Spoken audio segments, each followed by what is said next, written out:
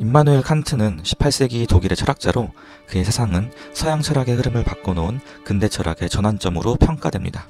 칸트 이전의 철학자들은 주로 인간이 세상을 어떻게 인식하는지에 대해 두 가지 전통적인 입장을 가지고 있었습니다. 하나는 합리주의로 이성이 진리의 원천이라고 보는 입장이고, 다른 하나는 경험주의로 감각 경험이 진리의 기반이라고 주장하는 입장입니다. 칸트는 이 두 가지 관점을 모두 비판하면서 인간이 세상을 인식하는 방식은 이성과 경험의 상호작용을 통해서만 가능하다고 보았습니다. 그는 이를 초월적 인신론으로 발전시켜 인간 인식의 근본적인 구조를 탐구하고자 했습니다. 이 탐구는 그의 저서 순수 이성 비판에서 상세하게 전개됩니다. 칸트는 인식을 선험적과 후천적으로 구분했습니다. 선험적 인식이란 경험에 의존하지 않고 그 자체로 진리로 받아들여지는 인식을 말합니다. 예를 들어 수학의 2 더하기 2는 4는 경험 없이도 참이라고 할 수 있는 선험적 지식입니다. 칸트는 인간이 세상을 인식할 때 경험이 있기 이전에 이미 작동하는 선험적 구조가 있다고 주장했습니다. 칸트는 인간의 인식 과정을 감성과 지성으로 나누었습니다. 감성은 외부 세계의 자극을 받아들이는 능력으로 감각을 통해 정보를 수집합니다. 하지만 이 감각 정보는 그 자체로 혼란스럽고 무질서합니다.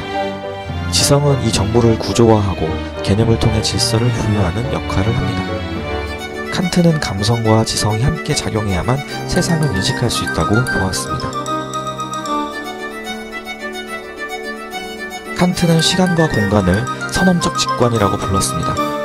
인간은 모든 경험을 시간과 공간 안에서 파악하는데, 이 두 개념은 경험을 통해 얻는 것이 아니라 인간이 이미 내재적으로 가지고 있는 인식의 틀입니다. 우리는 어떤 사물을 볼 때 그것을 반드시 시간적 흐름과 공간적 위치 속에서 인식하게 됩니다. 칸트는 시간과 공간이 외부 세계에 본래적으로 존재하는 것이 아니라 인간이 세상을 인식하는 방식에 내재된 것이라고 주장했습니다. 칸트는 인간이 세상을 인식하는 방식이 이미 정해져 있으며 우리는 이 선험적 조건을 벗어나서 사물을 볼 수 없다고 주장했습니다.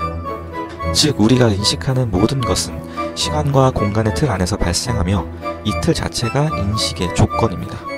칸트는 이러한 인식 조건을 초월적이라고 불렀습니다. 이는 우리가 사물을 인식할 때 사용하는 필수적인 구조이며 사물의 본질적인 실체는 이 틀 밖에 있기 때문에 결코 알 수 없다고 보았습니다. 칸트는 인간이 경험하고 인식할 수 있는 것은 현상에 불과하며 사물의 본질적인 모습이 물 자체는 우리가 결코 인식할 수 없다고 주장했습니다. 현상은 우리가 시간과 공간 안에서 인식하는 사물의 모습이지만 물 자체는 그 사물이 우리 인식 구조 바깥에 있는 그 자체의 본질입니다. 칸트는 우리가 경험하는 세상은 우리가 인식하는 틀에 맞춰져 있지만 그것이 사물 자체의 진리라고는 할 수 없다는 점을 강조했습니다. 칸트의 철학은 서양 철학에서 인신론적 전환을 가져왔습니다. 그는 인간이 세상을 객관적으로 바라보고 외부 세계를 있는 그대로 인식하는 것이 아니라 인간의 인식 틀을 통해서만 세상을 이해할 수 있다고 주장했습니다. 이는 인간이 모든 것을 선험적 조건에 따라 인식할 수밖에 없다는 점을 인정하면서도 이 틀 안에서 이성과 경험이 어떻게 작동하는지를 규명하려는 시도였습니다. 칸트의 철학은 경험주의와 합리주의의 한계를 극복하며 인간 인식의 조건을 밝힘으로써 이후 서양 철학의 전개에 큰 영향을 미쳤습니다. 그의 초월적 인신론은 후에 헤겔, 후설, 하이데거 같은 철학자들에게 큰 영감을 주었으며 현대 철학의 중요한 출발점이 되었습니다.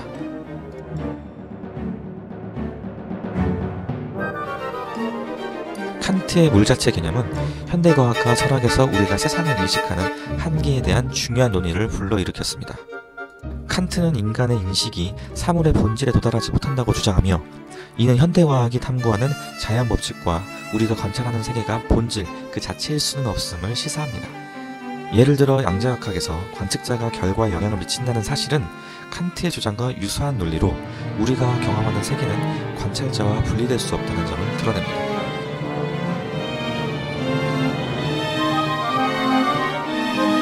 칸트의 선험적 인식 개념은 현대 인공지능과 관련된 논의에서도 중요한 역할을 할 수 있습니다. 칸트는 인간이 세상을 인식하는 방식이 선천적으로 구조화되어 있다고 보았는데, 이 개념은 AI 시스템의 설계와 유사한 점이 있습니다. AI가 데이터를 처리하고 학습하는 방식 역시 일정한 인식 구조를 기반으로 하며, AI가 세상을 이해하는 방식이 인간의 인식 방식과 어떻게 다를 수 있는지에 대한 철학적 의미에서 칸트의 삶과 중요한 통찰을 제공할 수 있습니다.